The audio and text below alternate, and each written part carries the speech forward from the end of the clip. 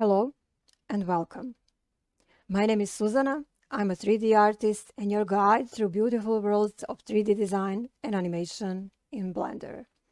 In this class, we're learning together how to model one metallic shiny cage with two glowing spheres through modeling using scaling, extruding, loop cuts, insetting, and one very popular method lately, and that is modeling using geometry nodes.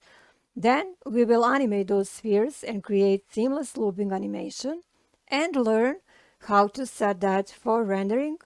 Then we will render that to create high definition video or as images, both horizontal and vertical.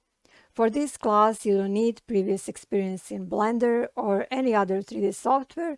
Just download the latest version of Blender, install, open, and you are ready to begin. We start right from splash screen and I will explain every step. After going through this class, you will gain experience in creating simple yet attractive fantasy environments you can use to render interesting posts for social networking profiles or for your clients. Let's get creative together.